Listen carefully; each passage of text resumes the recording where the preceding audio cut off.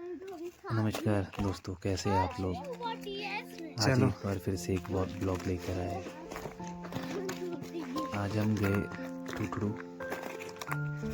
जहाँ पे माता रानी का मंदिर है। घर से थोड़े ऊपर जाके हमें सबसे पहले यहाँ पे बर्फ़ मिली। वहाँ खेलने के बाद फिर हम आगे की ओर चल पड़े और वहाँ से ये नज़ारा था। ये बर्फ़ की जो चोटी आप देख रहे हैं, ये शिरकुल महाराज चूरधार है, जहाँ पे शिरकुल महाराज विराजमान होते हैं। नीचे ये आपको सही गांव दिखा है और दिख रहे हैं आप पहाड़ों पे किस तरह हम खेती बाड़ी करते हैं और किस तरह बगीचे होते हैं। थोड़े आगे चलने के बाद त्रिशा और रिब्या थक गई थी, तब हमने यहाँ पे रेस्ट किया। और यहाँ से भी आप देख रहे हैं कि 360 व्यू कितना अच्छा दिख रहा है।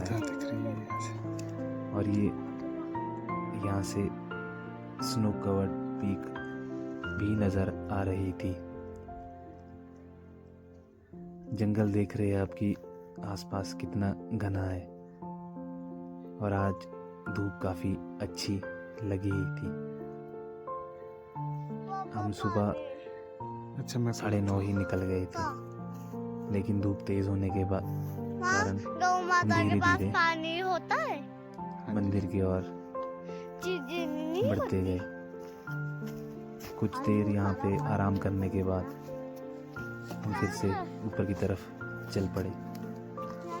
ये आप नीचे रेगटू गांव देख रहे हैं और सामने NH5।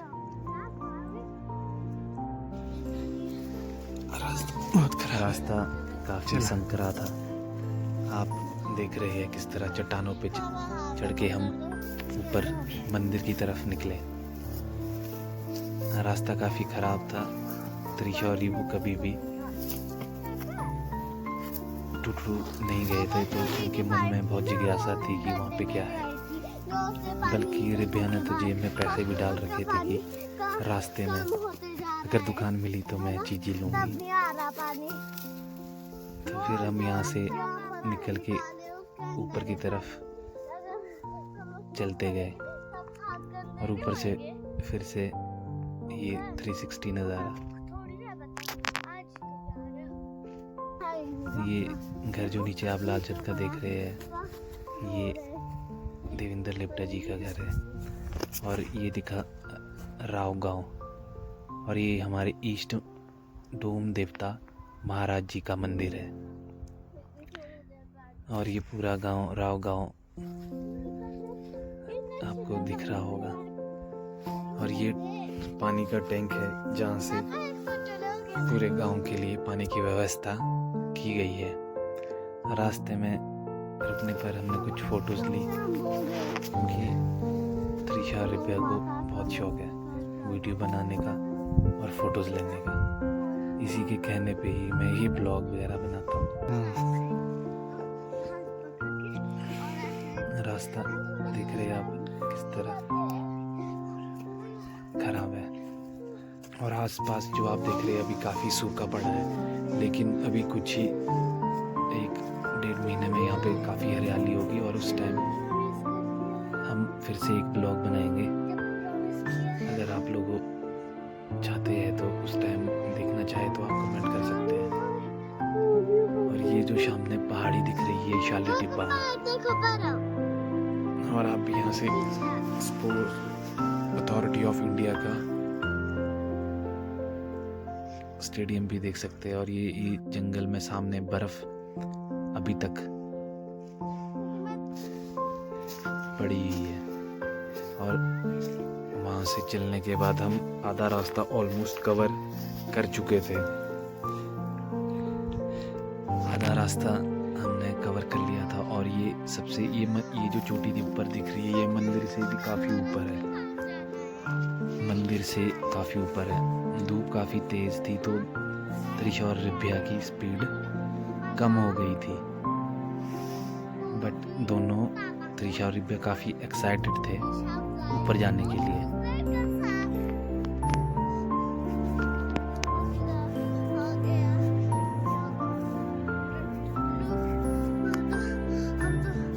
बल्कि रिबिया को तो मैं आधे रास्ते में पीठ में भी उठा के ले गया, लेकिन चढ़ाई के और रास्ता खराब होने की वजह से फिर मैंने उसे नीचे उतार दिया था। और ये ऑलमोस्ट हमने आधा रास्ता कवर कर लिया था। अब यहाँ से थोड़ा सा ही ऊपर रह गया है। यहाँ चलते चलते हम गुच्छियाँ ढूंढ रहे थे, लेकिन हमें कोई गुच्छी नहीं मिली। गुच्छी मोरचेलो को कहा जाता है, आप गूगल कर सकते हैं कि मोरचेलो गुच्छी किसे कहते हैं, क्योंकि यही सही टाइम है जब वो उगती है, जिसका 20-30 हज़ार रुपए पर केजी होता है। आप गूगल कर सकते हैं। तो यहाँ से आगे की तरफ हम गए तो आगे हमें एक तालाब मिला पानी से भरा हुआ, जिसको देखकर त्रिशा और रिब्या तो बहुत ज़्यादा ही खुश हुई। आसपास जितने भी पत्थर पड़े थे सारे इन्होंने उसके बीच खेलने के लिए डाले। और सामने आप देख रहे हैं ये पेड़, पीछे तूफान आया था फरवरी में, जब बर्फ पड़ी थी तो हवा से ये पेड़ टूट गया। और यहाँ पे ये सारा बारिश का पानी इकट्ठा हुआ है।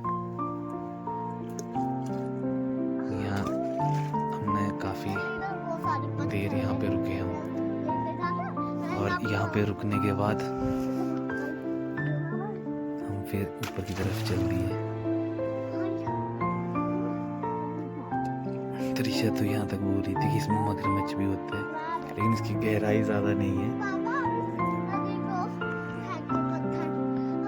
ये शायद 2 फीट या 1-1.5 फीट इतना ही गहरा था। यहाँ खेलने के बाद हम फिर से ऊपर की तरफ चल पड़े। ये मंदिर तकरीबन 9000 फीट की हाइट में था है। सर्दी में तो काफ़ी बर्फ़ होती है तो ऊपर नहीं जा सकते, लेकिन अब बर्फ़ पूरी तरह से निकल गई है। और त्रिशा और रिब्या का स्कूल भी खुलने वाले थे, तो हमने डिसाइड किया कि आज ही चले जाते हैं। और फिर थोड़ा सा रेस्ट फिर से किया रास्ते में, और हम ऑलमोस्ट मंदिर के पास पहुंच ही गए हैं। ये जो आप ऊपर देख रहे हैं यही टुटलू माता जी का मंदिर है। तो यहाँ की कहानी हम अपने पूर्वजों से सुनते हैं। जो माता रानी है उसकी जो पूजा होती है वो सूरज निकलने से पहले कर दी जाती है। तो ये यहाँ की मान्यता है, जब भी माँ की पूजा होती है तो सूरज उगने से पहले की जाती है। हम फिर टॉप पर पहुँच गए और हमने यहाँ पे माता रानी के दर्शन किए। और साथ में आप ये जो शेड देख रहे हैं ये भी यहाँ पे कभी बारिश वगैरह हो जाए तो उसके लिए बनाया गया है। और ये माता रानी का मंदिर है यहाँ पे। यहाँ से भी आप देख रहे हैं 360 व्यू। और त्रिशा और रिब्या भी देखना चाहती थी कि इसमें अंदर क्या है, तो उन्होंने ये एक्सप्लोर किया। और ऊपर जो ये वाइट चीज़ देख रहे हैं आप, ये लिफ्ट पानी का टैंक है, यहाँ से भी पानी स्टोर होता है। और त्रिशा और रिब्या ने इस शेड को एक्सप्लोर किया कि यहाँ पे क्या है, और फिर हम वहाँ से वापसी की ओर चल पड़े। उम्मीद करता हूँ आपको ये ब्लॉग अच्छा लगा होगा, और आप नीचे कमेंट में लिख सकते हैं। इसी के साथ ये ब्लॉग होता है समाप्त, और समाप्ति के आप के सामने एक शेर प्रस्तुत करूँगा मैं। ये ना पूछो कि ये ज़िंदगी खुशी कब देती है, क्योंकि ये शिकायत उसे भी है जिसे ये ज़िंदगी सब देती है। और आपने देखा कि पीछे मैंने हाइट वाला वो भी डाली है कि यहाँ पे लोकेशन की कितनी हाइट है।